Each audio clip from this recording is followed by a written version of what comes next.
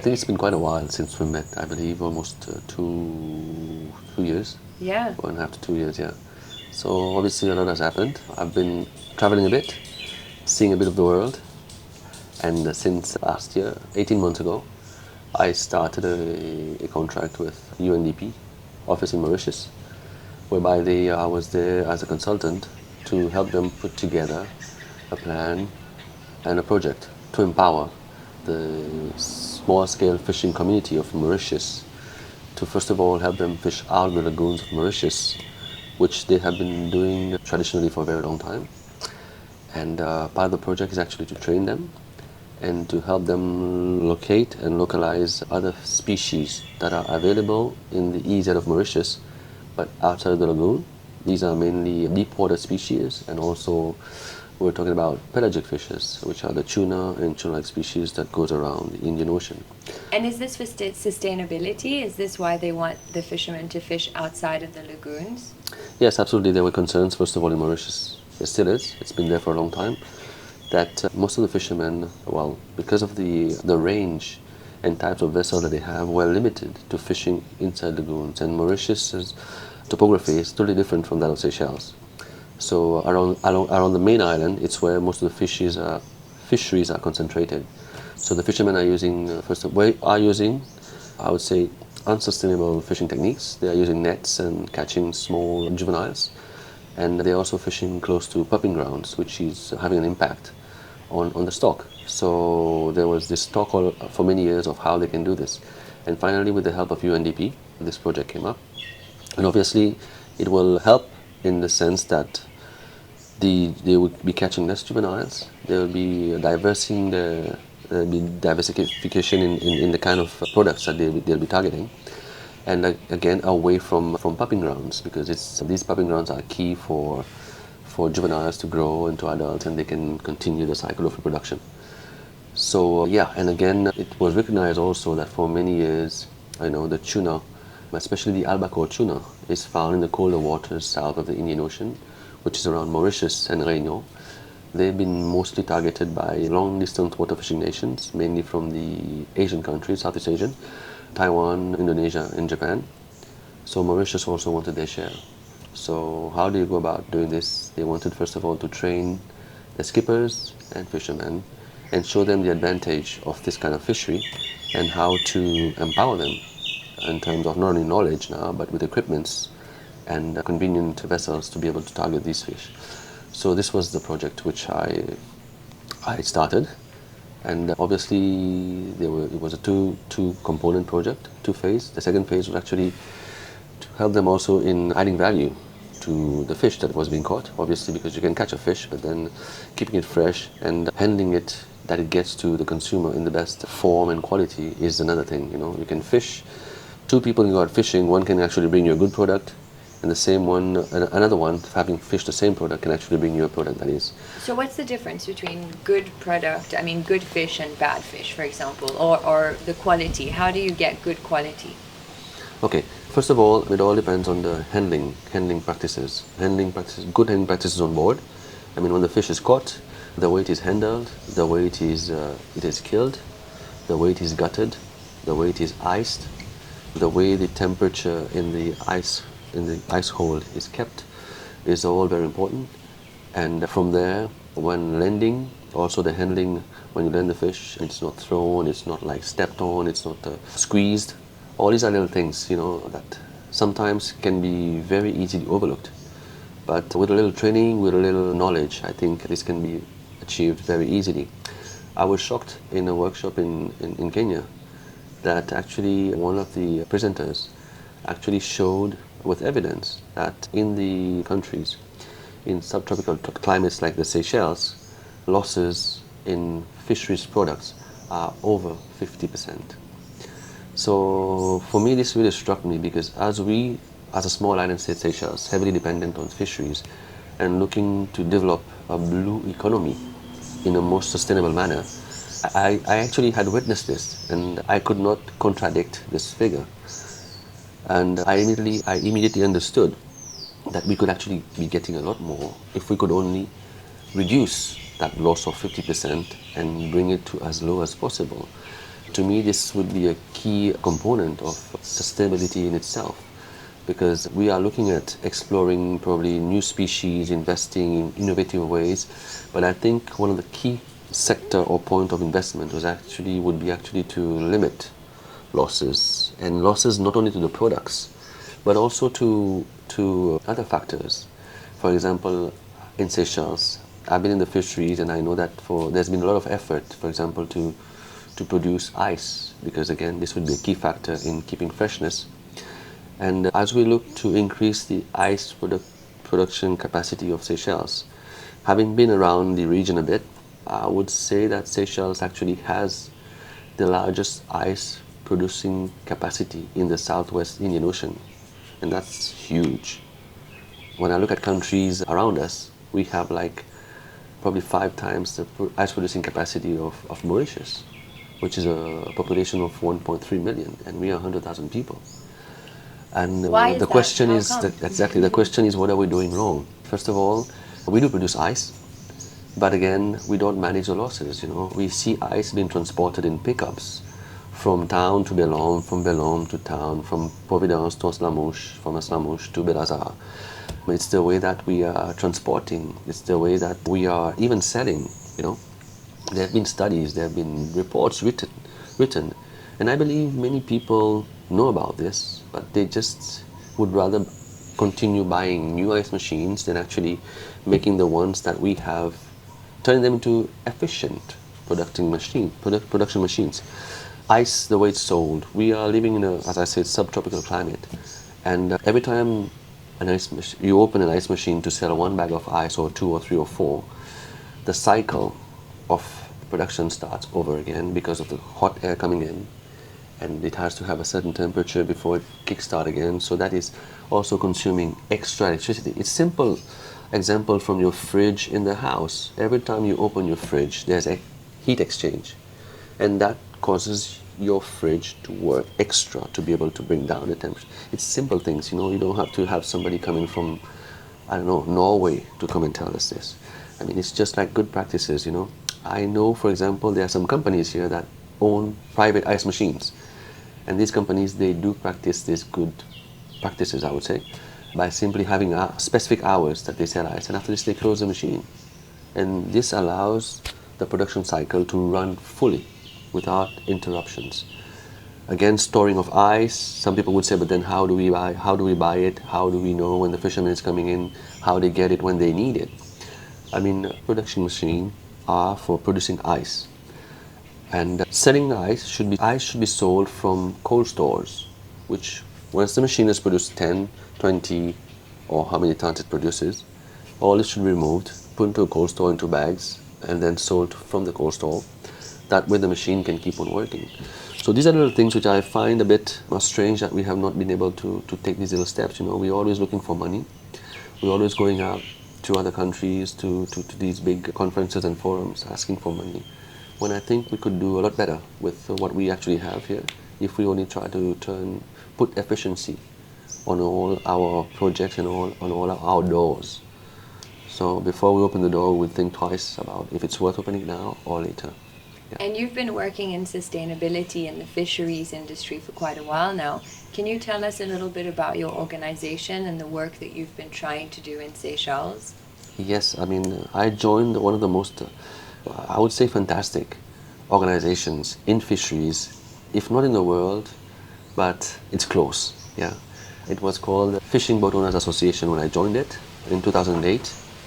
And it was an organization aimed at protecting the rights of fishermen and helping them, education, awareness based, and also looking at ways of creating partnerships with other institutions, with other stakeholders, to be able to have the industry grow in a more sustainable manner. And we carried out many projects, which I believe most of these projects were ahead of their time. When you go out and bring something, and the time is not right for you to roll out that initiative, and people don't understand. When today we are sitting, back then there were not much talk about sustainability. Everybody believed that the resource was abundant and we could do whatever we want, and there would never come a point in time where we would have to say, wow, if we don't do something, then we will be in trouble very soon. So this project actually was a project that came too early, and obviously people didn't really understand what we wanted to do. It was a label, a project called Label, a hook and line project called Label, which was to ensure, first of all, traceability in the sector, which the initiative was called From the Hook to the Fork. So this would actually bring to highlight the job of the fisherman, the way he catches his fish in a sustainable manner. He's a licensed fisherman. He's doing best handling practices on board, and he's not catching juveniles, of course, and the way his fish is stored and then transported to the consumer. And we also wanted to bring the consumer and producer closer together. That said, we did not want to like get rid of middlemen or fishmongers.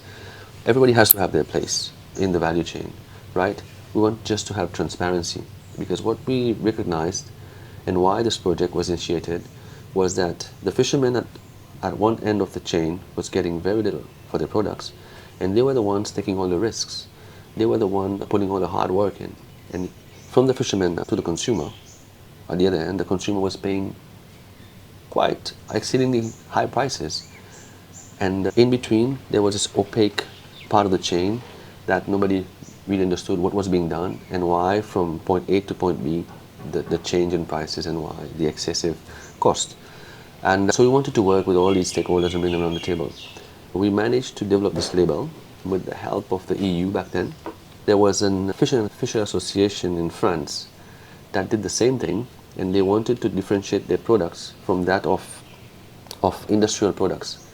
And today in Seychelles, as the government want to implement a co-management plan for the Mahe Plateau, this tool that was developed in 2008 is actually, I believe, crucial to the implementation of this plan, because what the plan entails to do today is actually to help in a way that all fish that are sold to establishments and or on markets are caught by licensed fishermen.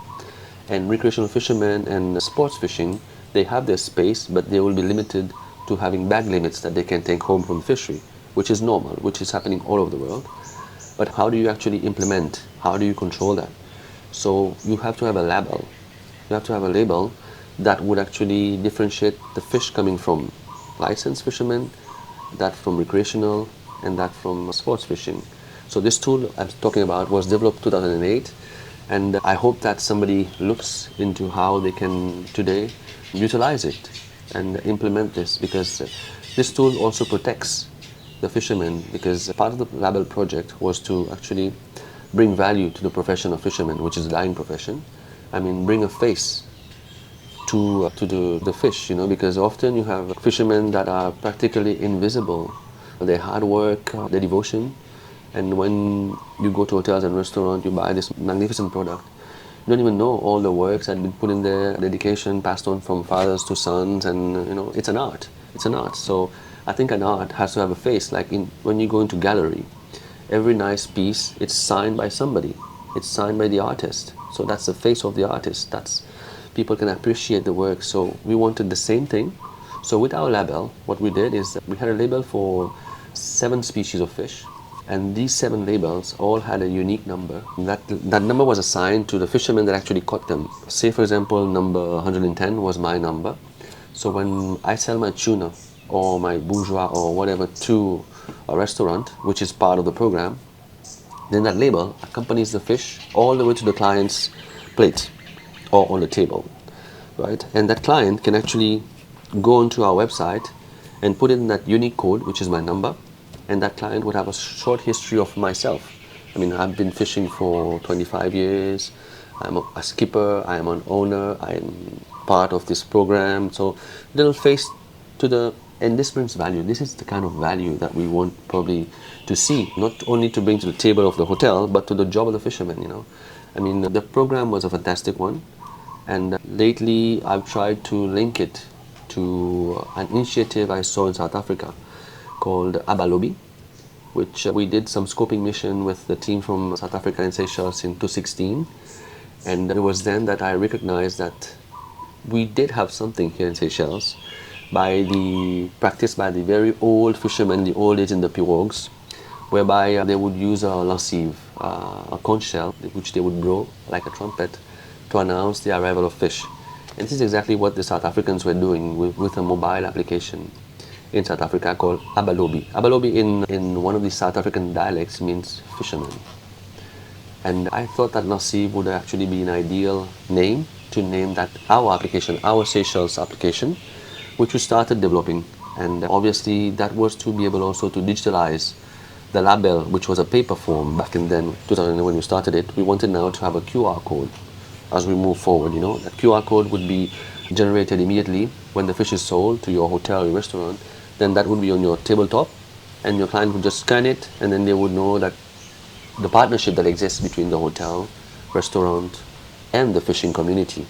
So these are there's so many initiatives that are out there, but I think we just need to bring them to light, And this one was so special to me because it was actually coming from the fishing community themselves. Many times when you have projects or you have initiatives, it's always a top-down approach, you know, some organization or some funding parties and groups who wants to see something and they come down. But this one was actually initiated by the fishers themselves, wanting to differentiate the product and also wanting to add value to the profession of fishermen. There's been many work we've done. We've done many leaflets. We've done nice comic book with a local artist, called Peter Aran, and the comic book is called Shark Fin Soup. And well, the title is a bit contradicting, but we like to have contradictions. It's simply to catch attention of people, you know. It's about educating children, young Seychellois, about the value of sharks in the ecosystem and about protection and the use of shark entirely without only finning it as was practiced here in some years. So we wanted this to bring change to our younger generations, for them to be aware that this existed and that probably should never happen again. So these are little works that we do, and I've been away from the association for a while, but I often just pop by to see how they're doing. I know the work is ongoing. And we also had a project to actually have a national platform that would bring all these fisher associations from Mahe under one umbrella organization, which I think is key also, because today as we move forward with so many challenges facing the sector like climate change, pollution, dying profession, not attractive to young youths anymore, I think there should be a concerted effort from all people around the island that they can actually sit down together and see how they can revamp this industry. Because to me fishing, I hold fishing very dear because always link tourism to fisheries. The success of the tourism in Seychelles is not only because of the pristine environment, of the beautiful environment. A lot has to do with the fishing community, with the traditions, you know. And I think this should be highlighted. This should be also a feature as we look to promote Seychelles in future as not only a pristine destination, but as a destination that the local communities are participating and are aware of the importance of proper management of the resources in which it's found around them. And most of the fishing communities, I think, have an opportunity to actually play this role and probably showcase also what they're doing, because I know there's lots. I know Pralia is doing very well. I know Poglo, I know the fishing community is part of a project which is called Locally Empowered Management Plan with Nature Seychelles, and they've been playing a very active role. The school is playing a role, so there's so many things around that we just need to bring them out to light so that they can get the support probably needed, and probably also the recognition that would go with such projects. Yeah. Have you received the support that you need for these projects working in Seychelles? How do you feel about your time working in Seychelles in the fisheries industry? Well, it certainly has not come to an end. I mean, I feel that my little journey for the past 2 years would actually help me to come back and probably gain the support needed, because working with UNDP, which is a big organization, and having carried part of this project, I think we could see some new ideas and initiatives along the same line being supported in future. But I also probably there should be a relook the fishing industry in Seychelles in general. We need to empower, which is something that it's taking a very long and difficult part of my life, journey of my life, especially trying to make people to understand that empowerment is very important. Allowing people to make decisions, allowing people to make their own decisions. Instead of trying to enforce. When we look at the current Mahe Plateau co-management plan, I was the vice chair of this implementation committee, and I had to stop going to meetings, and I was removed, obviously, which is part of the terms of reference. Why? Having not attended 3 meetings, you are removed and somebody else replaces you. I was okay with that, simply because I didn't want to be part and parcel of this process, whereby we had not exhausted, I believe, awareness and education part of the project. We were rushing towards enforcement. We were rushing towards penalties, sanctions, penalizing people.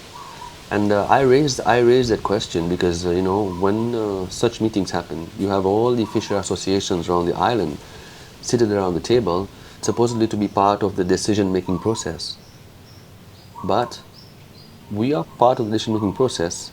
But when I raised the question about had we exhausted awareness and education, because to me, to be able to protect the bourgeois, the job, the vieille, and other, we have to make, first of all, the fishermen understand, but more importantly, the public, Seychellois public, aware the impact that when they buy the small bourgeois, what impact does it have on the resource? Not only the fishermen, because the fishermen, as long as there's a market, as long as there's a demand, it's like this, it's the same for everything. It's the same for drugs, the same for, when the demand is there, somebody will find a way to bring it in.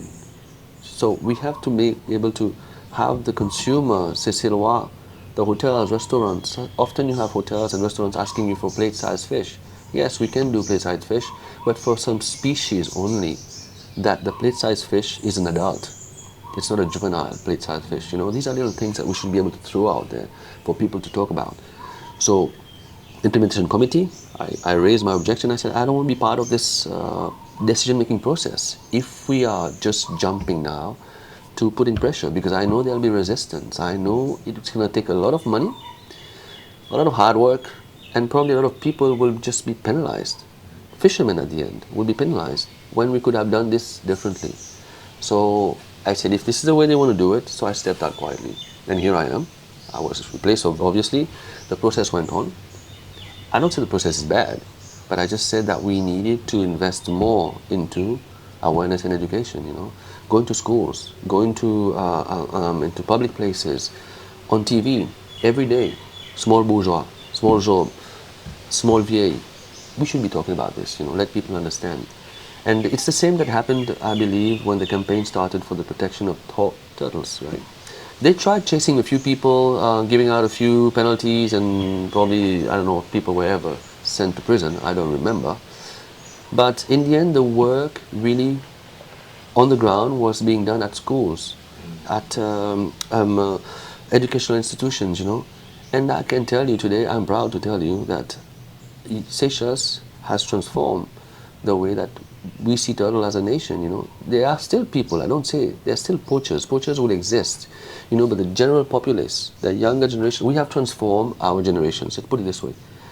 We have transformed our generation into protection of marine turtles, My kids, their friends, when they see turtles or any species for that matter, they just go, it's just like, wow, beautiful, wow, let's take a picture. When before that I would say, we would see, when until they seen somebody would say, where's my harpoon? Now it's where's my camera? To me, it's this kind of change that we need to bring. It's the same with species of fish that we want to protect, have people understand.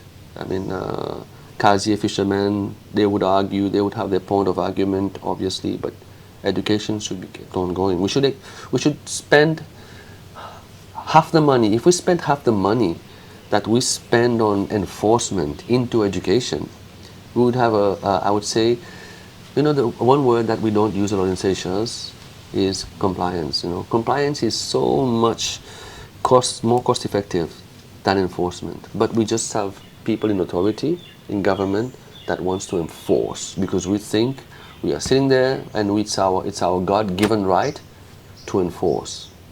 Just think of a society that compliance reigns across. For me, it's a shame that we look for money in the sector, in the fishery sector. We look for money to be able to employ more manpower as inspectors and enforcement officers. So buying four-wheel drives, buying speedboats, all this, okay, to be able to enforce. If half of that money, as I said, was used on education, we would not be needing this. I mean, it's across all walks of life in Seychelles. I mean, when I see the police force is getting bigger and we're trying to get more and more and more, our population has been the same for so many years. What happened to us? What happened to us that now we just need bigger arms? We see in every hotel and restaurant and even everywhere now, we have to bring in extra muscle from Nigeria. We have to bring in extra muscle from all over these places for the same amount of people. We should try and think around this, is how many of these people do we need to bring in? I mean, it's affecting the economy, of course. We have to spend more money. Businesses have to spend more because people have lost the sense of compliance. People are becoming rebels. Yeah, I mean, if you look at all these things that are happening into these estates now, I mean, I've been looking at the social media, I've been looking at some news clips. It is sad, because again, I take the example from fishing sector, I mean, I'm not a sociologist or psychologist, but it's about we're not empowered. People have never been empowered in this country. People have always had decisions taken on their behalf. People have always been subjected to higher authority. So if a delinquence or something is happening in our community, often we would turn a blind eye and expect a truck, army truck, police jeep to come in but I've seen in my little travels whereby communities deal with problems in communities. We've had this kind of mentality in Seychelles whereby if my son is not into drugs yet, so it's not my problem. I would only be interested into solving or kicking these drug addicts or kicking these drug dealers off the streets when it became my problem. We all turn a blind eye thinking that when we're looking the other way, the problem would go away. No, it would only get worse. It would only get worse. So I think this has come to be because we've refused to empower communities to take their own responsibilities and also make decisions that would impact the communities that we live in. There's been beautiful communities built all over the island, I mean, Perseverance, Koshkaima, all over the island.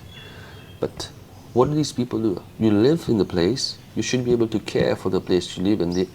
Not only between your beacons or your walls, but also what happens outside, because we don't live in walls in between beacons. We live in communities.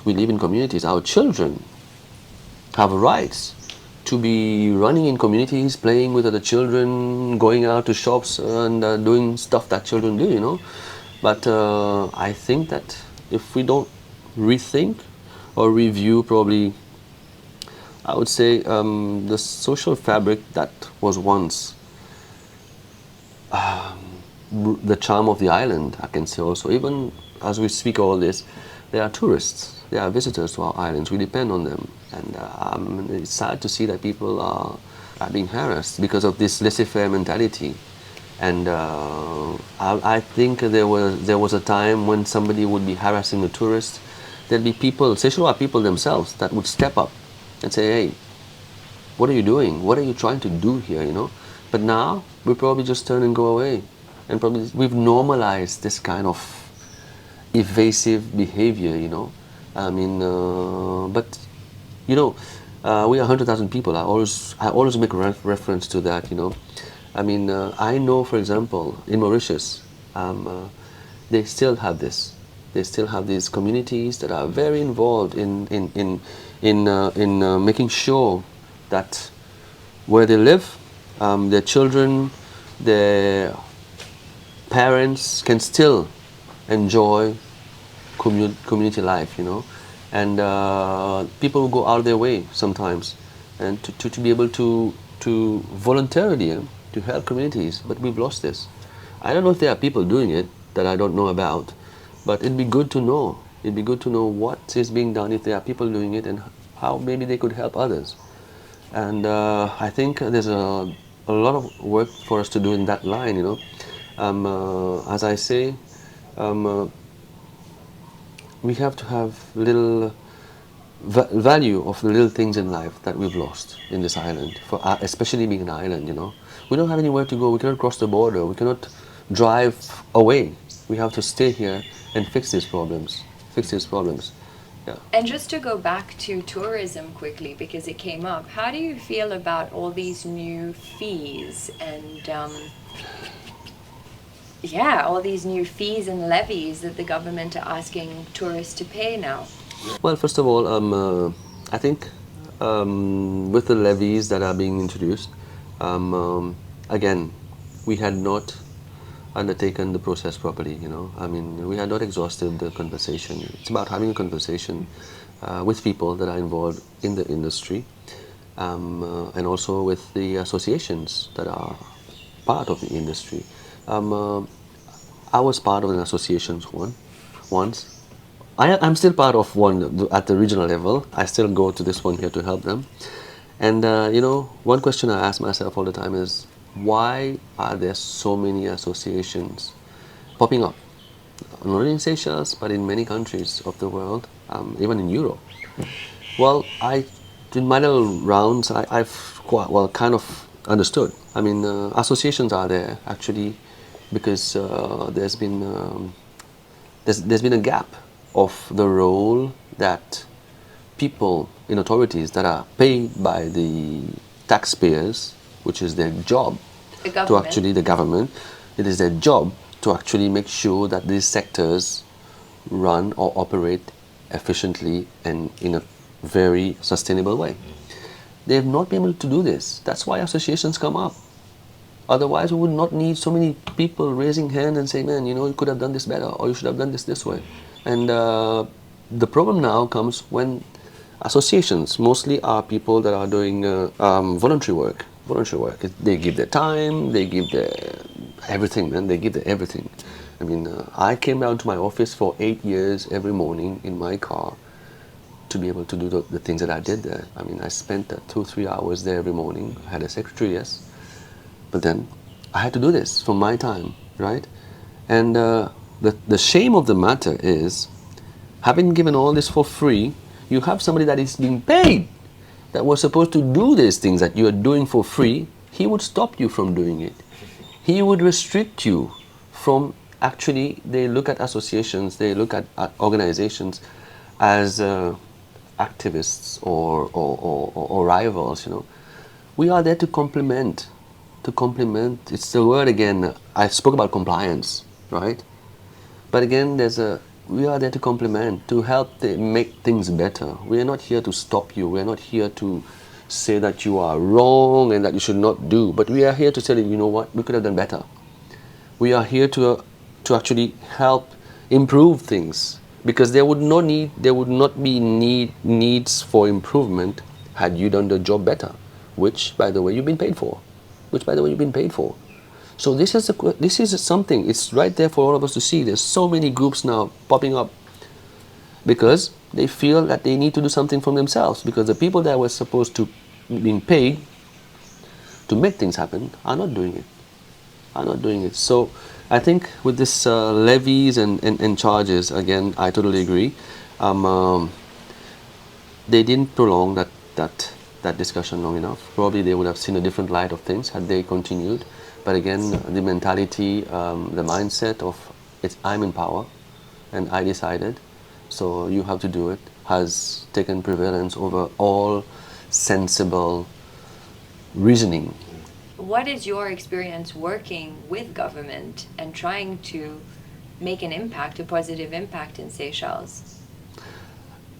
As I said, part of the association is actually complement the work of government, of the state, of the country, and it's not easy. It's not been easy.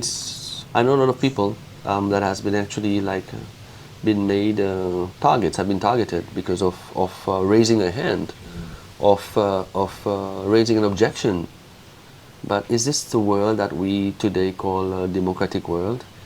Is this the world today that we are saying that we want to promote accountability, we want to promote transparency, and we want to promote good governance by applying these dictatorial tactics? You know, I mean, I had been given an opportunity on the international stage to represent Seychelles, but because of my views and because of the way that I voice out my views, I was denied because my country needed to actually endorse my appointment, which they refused. That's in regards to what? Which I was approached by a country. I was doing a conference in Namibia, and there was a delegation that afterwards approached me because I was doing a presentation called the African Sunken Billions, the money that we lose out of these bad management deals and all these bad fishing deals and stuff.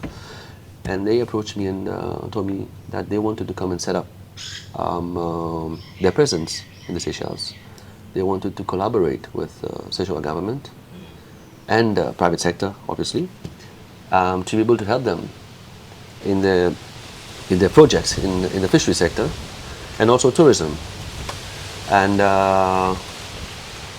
they wanted me to become their honorary consul.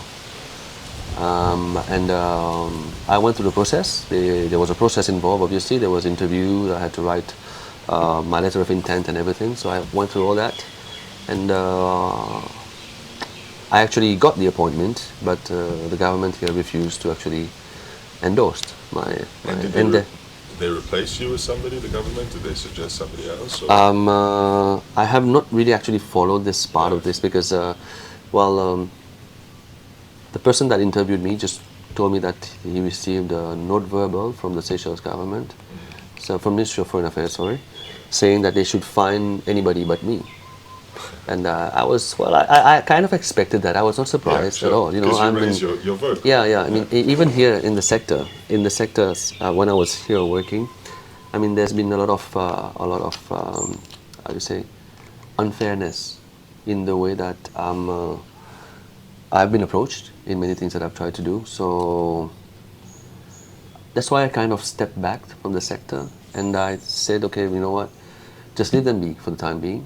I mean, I have to find my way. I have to find a way of supporting my family, my children, and actually it has helped me become a better person. It has helped me become an independent person. Exactly. You know, had I been with them, I would have been dependent, and I would have been subjected to their whims, you know. And actually, I'm happy. I'm very happy. And even to that little episode that we just spoke about, actually, it has made me again into a stronger person. I don't regret. I don't have these thoughts where I could have been. No, I know exactly what I am, and I know exactly what I want to be. You know. So obviously, I hope that they actually understand that the more you try to kind of patronize people in this day and age with access to information, with access to so many materials, I think the number of people that can actually be patronized is less and less every day. One thing I wanted to ask you, I don't know if I'm jumping here, but we talked about it before we started filming, this Blue Investment Fund and the DBS. This is basically funded by these tuna companies, right? No, part of the biggest chunk of the Blue Investment Fund is from the World Bank. Okay. The World Bank. And in fact, you know, I don't know if I can talk about this. Yes. Well, you can talk about it. Everything. Yeah, I mean, you know, Seychelles, to get access to funds, especially these blue funds and all these funds under the European Sustainable Development Fund products, we have to have, there are conditions there's no free meal, as we say in English, right? That's what I'm talking There are conditions. There are things that we have to put in place before we actually get the money. Right. It's money. I mean, for example, for this, what we're calling today the SeyCCAT. SeyCCAT is a trust fund Okay. that was set up in late 2014, going to 15, if I'm not mistaken. And it was actually part of the deal that Seychelles signed with the Paris Club for the debt swap. The debt swap, which was actually, we were swapping part of our debts for climate change, right? Adaptation. And this is where SeyCCAT was set up. So part of the funds that Seychelles owed was supposed to be going to having Seychelles turn our marine area, our EZ, 30% of our EZ into marine protected areas. And out of this, 15% was supposed to be Zone 1, which is a high biodiversity, and nobody was supposed to be exploiting and making money from there. And 15% was to be under co-management plans. So there's a link into all this. There's a link into all this. But they are now presented as different entities altogether. They've been broken into different entities. And part of this was, so SeyCCAT was here, depth swapped, and then there was a process called the Marine Spatial Planning, which was again to push for putting stakeholders together to decide on the 30% that was going to go under marine protected areas. And that money, again, was, this process was subjected to conditions of getting money. And one of the first, there were also supposed to be donors that were supposed to donate money for in the name of climate change to help Seychelles. There was like $1 million donated by Leonardo DiCaprio, Yes. which was the first bit of money. And nobody can tell you until today where that money is, on which account this was paid. It was not on SeyCCAT account, that we can tell. And also there's a group called TNC, which is the Nature Conservancy, which is a big NGO in the States. And they were the one actually leading the process, the depth swap process, right? And being the leaders, there's actually no contract, no written contract between Seychelles and whoever now is supposed to be managing these areas on our behalf. We know for sure that we don't have the capacity to manage the areas. Before trying to get 30% MPA, Marine Protected Area, we were less than 1% with Lido Surf and Setan and a few little marine parks on the island. And we were always struggling at managing these 1%. Now imagine we're adding 30% to it, and who actually owns now these areas? What can be found in those areas? Why the interests are in these areas? Again, these are questions, you know. I was just recently looking at the news. I just got back, in fact.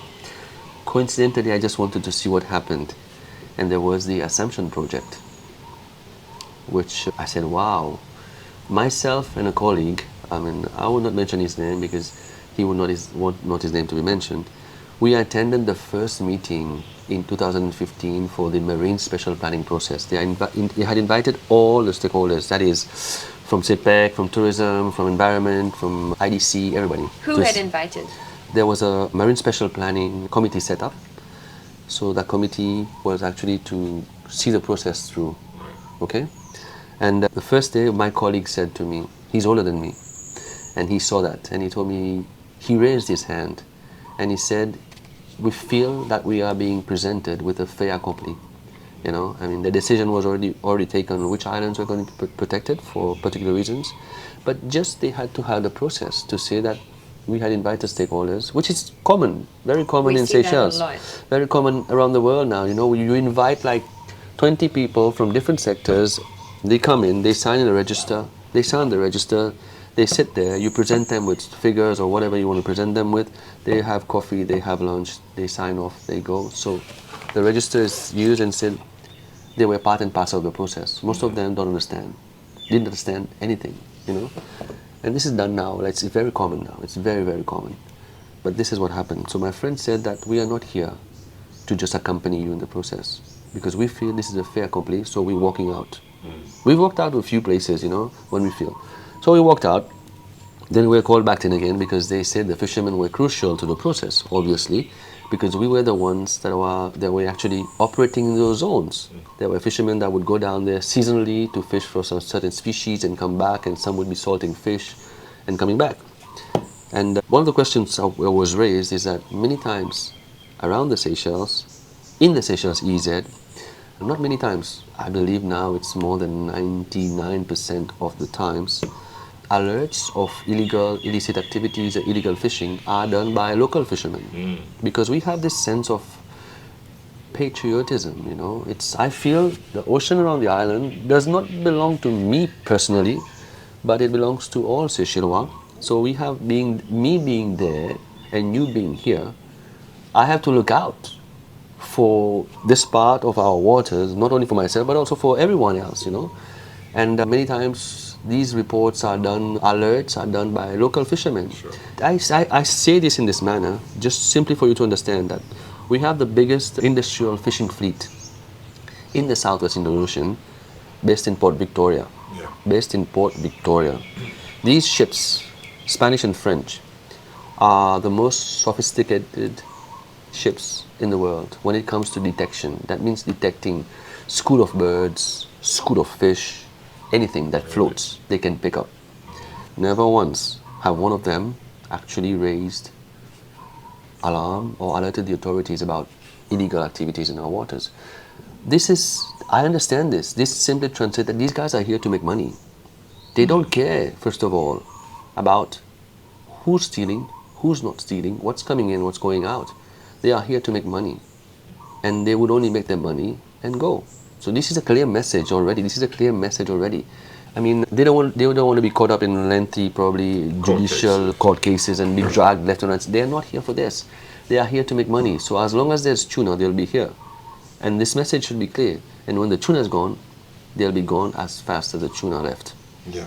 So these are little things that, you know, it's the way that people behave themselves that you can actually see right through them, you know. And it's a little fisherman that is barely equipped with anything, you know, probably with a torch and a radio. And he's the one that's going to make the call. Yeah. He's the one that's going to rush back and point in the direction of where the activities, illegal fishing or illicit, he would be the one. But how do we harness this? How do we harness this power, you know?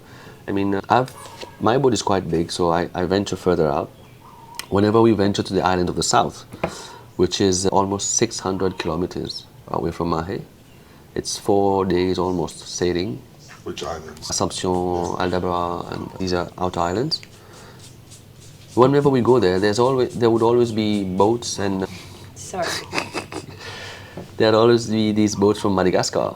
It's 1 day from the north of Madagascar to Assumption, to Farquhar, to Astov, to Cosmoledo. So it's 4 days from here, from Mahé. So they are always there. They are always poaching. They are always stealing. They are always finding ways of doing things there. Sure. So it's us, whenever we go there, they know the minute they see a vessel from Port Victoria, a Seychellois vessel, they would pack up and leave, and we would log that. So we were also we should be part of this movement that discourages all these kind of activities. It's a power that we have to harness the power, harness the resource that is already existing. Instead of, I don't say we should not have patrol vessels, should have patrol aircrafts, which is also very efficient. But we have almost every day, I think, almost 400 eyes out in the ocean, local fishermen. How do we empower them? We go back to the question of empowering again. We don't want to empower them. We want them to always be dependent, you know. We should empower these people, train them, let them know how to collect evidence, and reward them, obviously, because catching somebody that is stealing fish or trading into illicit, there's going to be sentences, there's going to be penalties. So these people that have reported, that have contributed to these judicial purposes should be rewarded. I mean, as Seychellois, if we don't look out for our sovereignty, I don't think we should be waiting for anybody, not even the Arabs care. Not even the Arabs care, you know. Because once, for example, somebody calls in and reports illegal fishing activities, what happens then? Yeah, I remember, again, President Michel was president in his last days, I believe. And there was a report that came in and about some three Seychellois vessels in Amirants that did a citizen's arrest at sea. Yeah, I remember that. Those guys risked their lives. They were not trained, didn't know what to expect, but they went out and they arrested this fisherman, this Sri Lankan vessel. And I think it coincided by the time that the Sri Lankan president was in Seychelles. so as not to cause a scandal. These fishermen, proud Seychellois, heroes, I would call them, they called the Coast Guard. They called the Coast Guards, and the Coast Guards never came. And they spent a whole day with that vessel there. And when nighttime was approaching, they had to go about their business. They had to go about their work, you know. So they released the vessel. They told the Sri Lankan fishermen to go. And now, they came back. They came to report this to me. And I reported this to SFA. I was a member of the SFA board. And actually, they denied. Coast Guard denied having received this call. Coast Guard denied having ever been contacted. Luckily, now with the mobile phone, one guy had filmed the entire episode from start to end. And he brought that clip to me.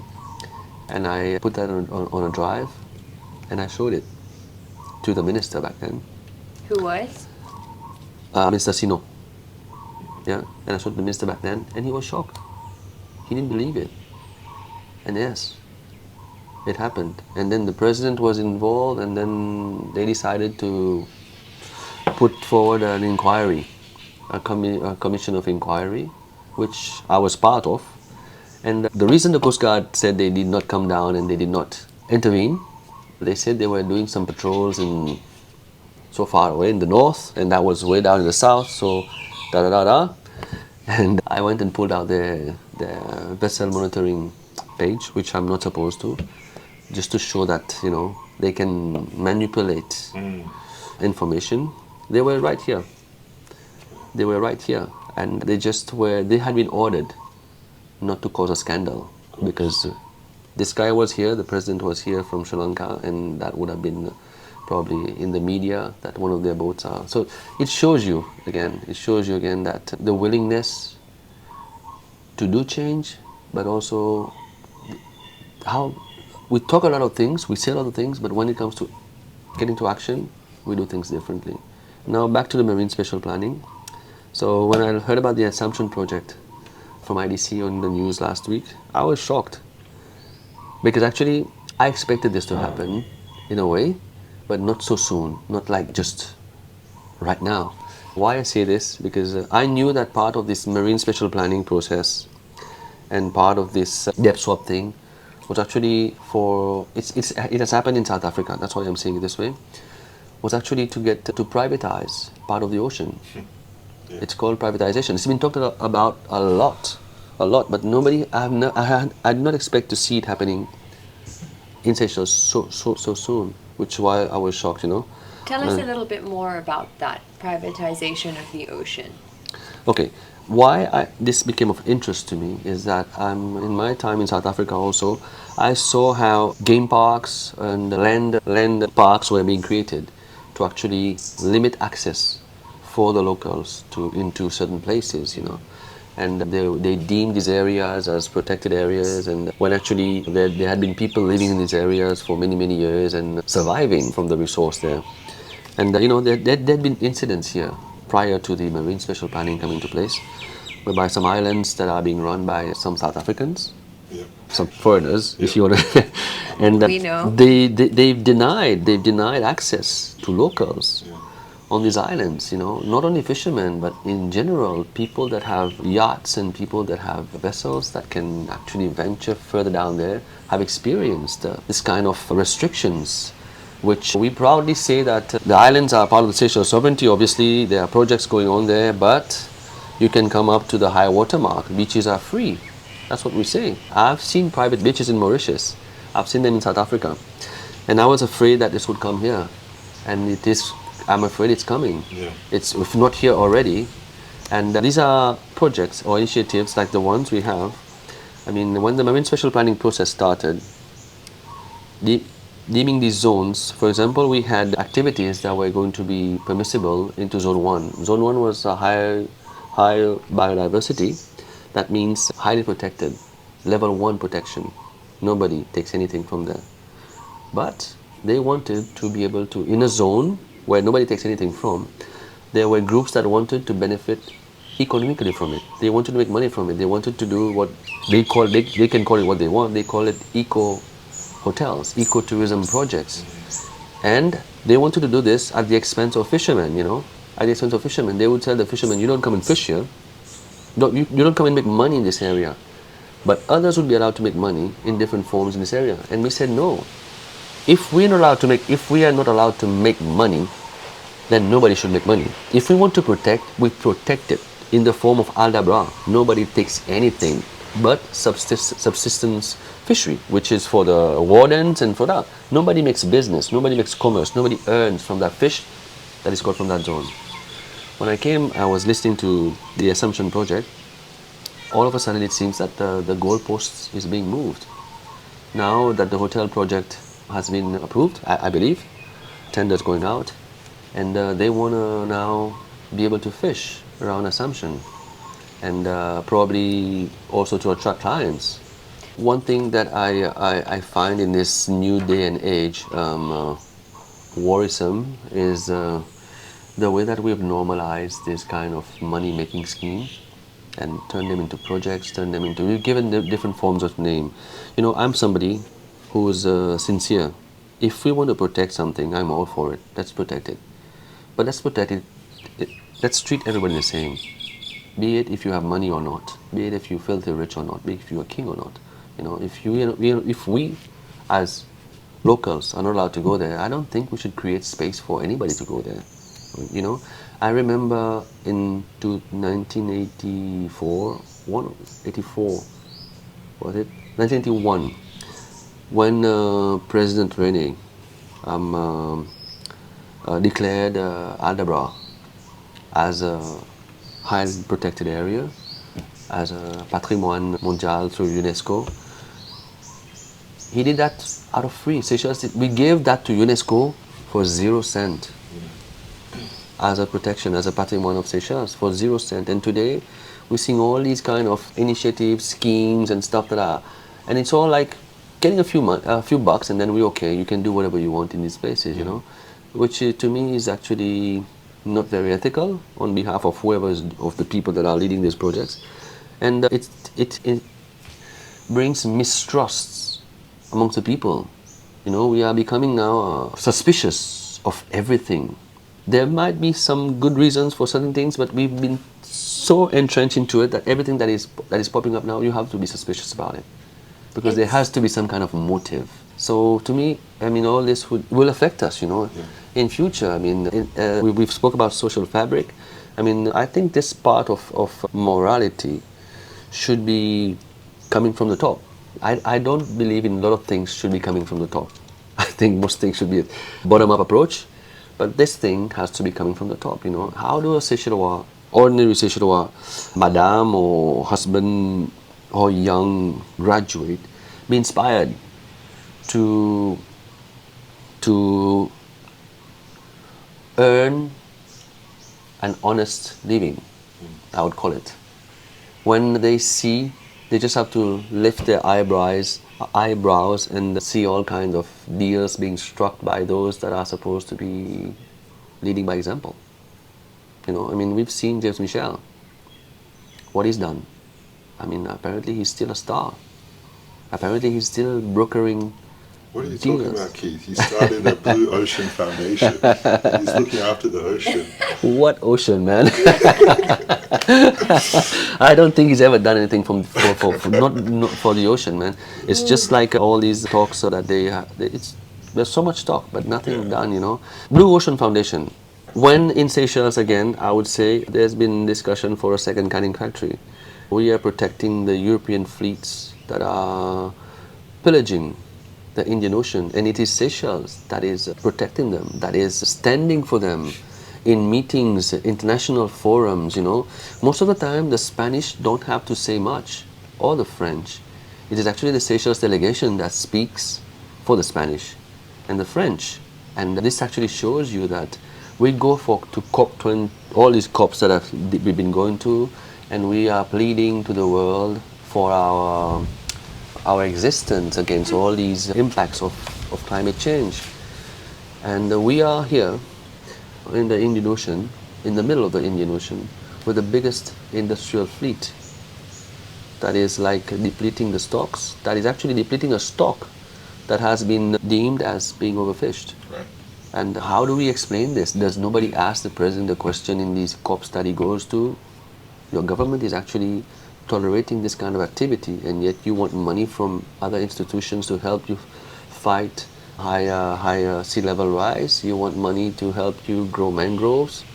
I think I know that this model, this business model of persening Spanish and French fish was viable for a point in time.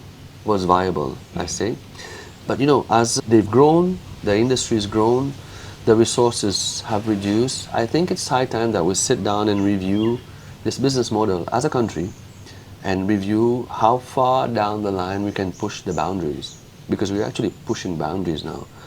And we've seen in other parts of the world, in other oceans, the impacts, and we've also seen good examples that have helped stocks in other oceans be rebuilt.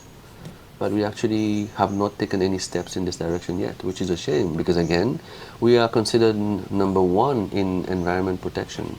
We are considered number one. We are now the chair of the small island developing states something something. But how can that be? I mean, I will tell you, I see it this way. I mean, I've been to a few of these forums, and I see we've had 3 presidents that all 3 have been champions of the oceans, right? Started with James, Danny, and then President Ramkalawan. And what have we changed? What have we changed in the way that we approach the industry? What have we changed in the way that we approach the sector as a whole? What have we changed in the way that we educate our children? That means we plan to carry on. I think the 4th president will also be another champion. Yeah. And we'll just carry, but this actually shows you something. There's a driving force behind these championing of small island states, head of states, so that business as usual can continue. There's a driving force, and the driving force is the EU, of course. They will come up with all these kind of innovative ways of holding our leaders up, and so that they can carry on with business as usual. I mean this will be going on for a few years. But again, unless the people, because the president is one man, we have one champion.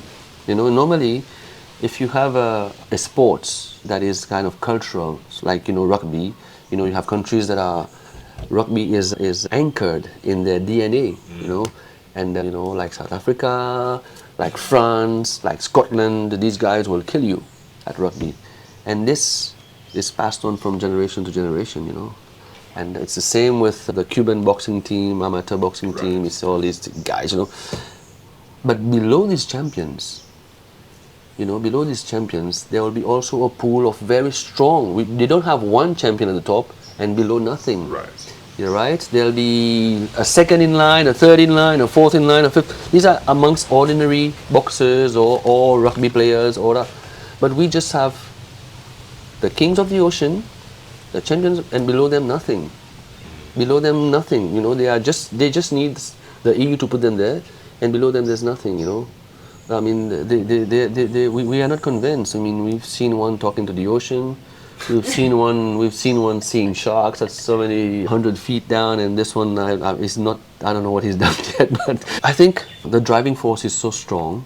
The driving force is so powerful that whoever comes into that seat, I mean, probably the first phone call that they receive, the red phone would be coming from the same source that made James Michel a champion, that made Danny Ford a champion, and that also now has made President Nkarawan a champion. And we have to ask ourselves a question. You need one person to support the cause. You need to keep one person happy, and the rest can go to hell. Yeah, which is a shame, Which is a shame, which is why I believe going future in Seychelles. Yes. Going future in Seychelles, I think we should be looking at, again, I've been thinking of how we can bring about this kind of, again, generation change into politics.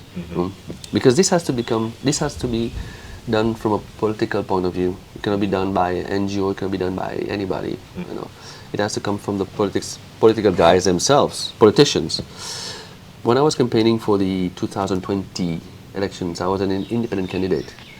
And I've heard many times into political rallies and campaigns whereby politicians have said that, Seychelles, we are a politically matured nation.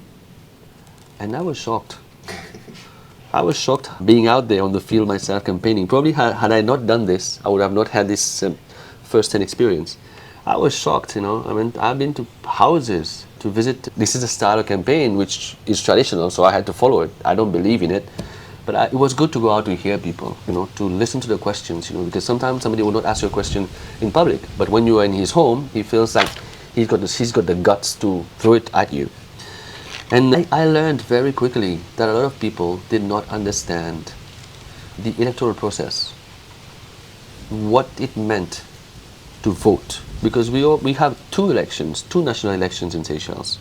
One is for the parliamentary National Assembly, whereby you elect we call them MNA in Seychelles, parlementaire. And then there's another election, it's called the presidential elections, where you elect somebody to run the government. Right. And there has never been a time, I raised this question to one member of the Electoral Commission. I said, I have this feeling that there should be more programs of awareness that Seychellois, despite being called mature politically, that they understand what actually happens when they go in the ballot box, when they go and tick in the ballot box. Why this? And that person told me that he said, we do this. I said, how do you do this? He said, yes, but we put adverts on TV and we have on radio announcements. I said, yes, this is called voter information. It's telling you where to go and register, it's telling you what to bring to register, it's telling you when the station will open, when it will close, and that's it. This is information, but education, it's something else. Sometimes we tend to mix things. Yeah. I mean, education is somebody has to be clear in their minds when they're going there for what purpose they are going there, and what would be the outcome of their action having carried out that purpose, right? And it was a shame that people had not still understood this in 2020, and I think going to 2025. There's still a big part of the Seychellois population that would probably not understand. I mean, I think firstly, we should be looking at making people understand the arms of government. The arms of government. There are three arms of government. Okay, two, which the Seychellois public can participate in choosing. They're the representatives. First of all is the presidential election, which we choose the guy to sit in the executive. Is to call in his cabinet and to execute decisions. Secondly, the most important part is actually the parliamentary body, which actually is where people should elect representatives that speaks for the people, not for one party which is in government or the party which is in opposition. We should be electing somebody that when the time comes to speak for Seychellois, be it on pension, be it on wages, be it on these tourism taxes, be it on anything, they should take the interests of Seychelles first. Right. But traditionally, culturally, we've always been polarized between the left and the right. So this, I think, is a part of the education which needs to be put out there for people to understand. I mean, you cannot have a guy that sits in the parliament and calls himself a leader of government business. That guy was elected by the people of Le Mamel, for example. Okay? So what happens if the wishes and whims of people of Le Mamel is against that of the government? What does this guy do? Who speaks for the people of Le Mamel? Who stands up for them? Because obviously, being in this position, you would have to be supporting everything that the government tables. You would be voting for.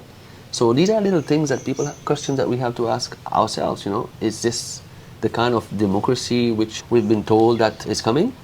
Is this the kind of civil liberty? Is this the kind of transparent government, accountable government? How can a guy of being leader of government business hold government accountable? People should understand the primary role of the parliament is to hold government accountable. Reinforcing this institution, reinforcing the parliament, holding government accountable is the biggest tool that we hold in our hands. Presidents come and go. Presidents are persons like every one of us, I mean, this era whereby we had these revolutionaries like Fidel Castro, Lenin, these guys in Africa and over, It's finished. It's finished because, you know, back then, education and awareness was limited, right? So we had to depend on these revolutionaries to actually push forward, make decisions, and fight for the so-called freedom. But now, I think the level of literacy, people are a lot more aware of what's happening. Despite I say we need to do more awareness now, because it's another kind of politics that we are doing right. We should be doing right now. It's not the one whereby we depend on one leader. We should depend on institutions, Exactly. not on leaders. Community. Decentralized. Exactly. So I think this is the key for people to understand that going to vote, we should vote for people that would actually stand up for our rights, our Seychellois people.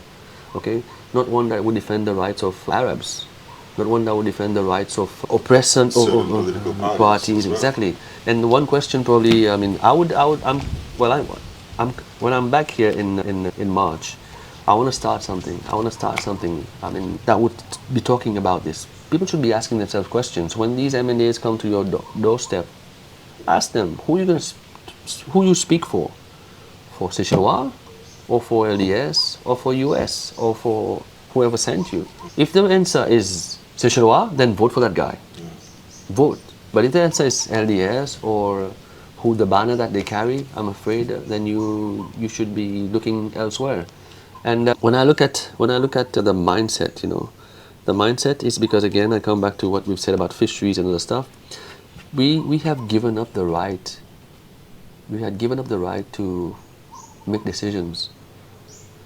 Long time ago, you know, a long time ago, we've given up this right, and we've seen what has happened. We have given the right to so-called party representatives or politicians, inverted commas, and we are in the situation today because of this. So I think when something is not working, we should find not alternatives but solutions to these kind of the mindset. You know, one guy told me, which really clicked my mind, is that if he voted for me, then coming the announcement of the election results, would I then put my votes together with another candidate to defeat another one? Again, this guy is somebody that I respect, and he's supposed to be, I would say, he's got a good job, and he really did not understand the process of voting for a parliamentary representative. I mean, they confuse this, and I think, again, going in future, we should not ever run two elections together.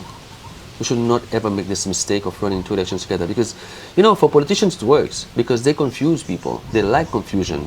But if ever the president or any politician is sincere to these people and they want to see Seychellois being empowered, make two elections together. Make sure that the Electoral Commission does their homework, that they educate per each and every election that will be running. This would actually help. So you need two elections separate? Yeah, separate, yeah, because we've always been running the two together, right? That's true. Yeah. So I think this is a confusion. The last time the reason was that there was a lack of funds and COVID and all this, but I think now that we've been hearing that the economy is doing so well, and that I just listened on the radio driving up here, that we have passed 29,000 tourists for the month of January, which is almost 6,000 more than we had in January last year. So that means that there'll be no reason for a lack of funds when it comes to putting more money to the Electoral Commission for awareness and education, and also two elections. And I also think that politicians should talk about what I'm talking about today, about people's voting rights, you know, people voting for the best candidate, people voting for somebody that would represent them and not the party. I remember Albert René used to say that, I need you to vote for that person, for that woman, because, I'll say in Creole, I think this politic is done. It should be buried somewhere. And the new saying should be, vote for the best candidate that would take your interest, that would represent Seychelles in all aspects of life. It's as simple as this, you know, and if they all said this, then probably we'll see something different. And I think the message is there, the writing's on the wall, and the people should also rise to the opportunity to make sure that institutions are empowered, not individuals. Because when we do empower individuals, they become dictators. And one thing which I think also has made me reflect a bit around the society especially, which I'm very concerned. I mean, we have to understand that, we are a new nation in the sense of the word, and we've been a colony for more years than we've been sovereign, right? And when you have colonies around the world, there's a group of people in these colonies. I mean, I've seen this in my little visits in other places also. There are people that are the more vulnerable part of society, right? And this has been the mindset from colonial times, the people that are dependent, the people that were brought up to be dependent. And they are the ones now, after we've gained independence, that are mostly again falling into the vulnerable bracket, right? And I think there's a place for these people, It will take time, it will take more time to actually be able to embrace them so that they can also be productive in society. More attention should be given to them, because the way I see things, the way I've seen things evolve in other places is that the society very quickly separates themselves from the ones that are in most need, the needy ones, the vulnerable ones. And this creates more frustration, this creates more of these societal problems, decay that we see. And I say this because I've been seeing a lot of this recently, especially here.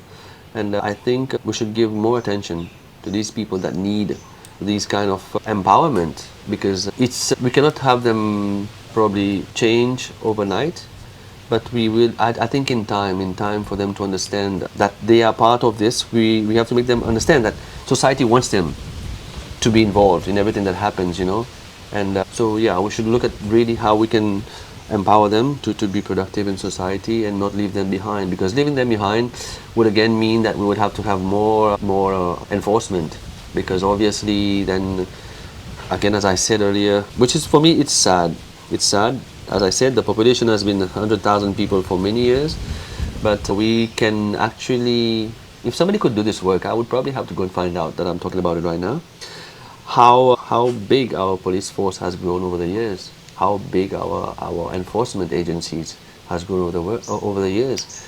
I mean, starting from say 20 years back till now, I mean, compared to the size of our population, pro rata, how big this has actually grown. And I think this would give us an idea of where we're headed.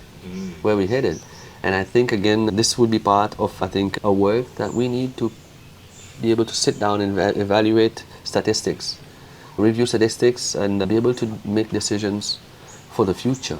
I mean, we're gonna be asking more money from the budget every year to employ.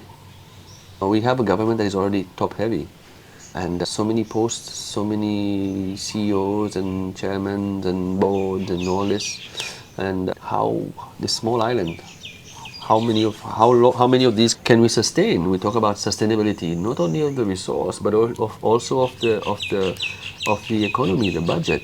I mean, we're going to tax people more. We're going to be asking more sacrifices from the ordinary Seychellois. And speaking of taxes, to me it's a shame that governments, I mean, I've been reading about this, and I think it's a valid point that we should talk about also. Governments, when they come into power, they have all these bright ideas, they have all these projects, innovative solutions that they want to bring forth. But after just a few years, instead of utilizing and gaining more from the resources that are available at our disposal, we see that they want to increase taxes. They want to get more money. So instead of investing in sustainable projects, instead of investing in new innovative ways of earning money as a government, because a government is like a company, they look at ways how to make the workers cut the wages of the workers, make the workers pay more taxes. And to me, that means they've run out of solutions. It's very clear, because with the resource available for this nation, I like to make comparison. With the resources available in the Seychelles, I think 100,000 people again. If you look at the number of tourists that comes to Seychelles, last year was just over 300,000, I believe. So it's it's 3 tourists to 1 Seychellois ratio, right? Now, we go to Mauritius. Mauritius is 1,400,000 people. and it's just above 1 million tourists, so it's almost 1-to-1 there. Now when you look at the value of the tourism industry in Seychelles, when you look at the value of the tourism industry in Seychelles, the rooms in Seychelles would probably cost 3 times more than rooms in Mauritius. So exponentially now, the ratio goes from 1 to 3 to probably 1 to 9. Okay? When to Mauritius, it's probably going down. And to me, how can we be earning so much and still life in this country is not improving? How more tourists we would want to bring in for us to be able to say, okay, now Seychellois people, everybody's living. There's nobody living below the poverty line. There's nobody struggling to make ends meet, and we can live. The resource, the tourism is being enough, and the fisheries. We have the biggest fishing fleet in the Southwest Indian Ocean. For 100,000 people, there are countries surviving with millions of people on probably 1/3 of the size of the industry that we have. Questions that we have is, where's the money going? Or how is the money being managed? And who's making the money? You know, I mean, one thing that is clear is that a big chunk of the tourism industry is run by foreigners, and the money is not kept in the system, and the money is going out. So I'm just asking myself, when will there be a question time in the National Assembly that the Minister of Finance or Tourism would come forward and explain this to us, explain this simple matrix of the way things are, and why are we not getting value for when I speak to people, when I speak about Seychelles, they say, oh, it's a very expensive destination, it's my holiday of dream.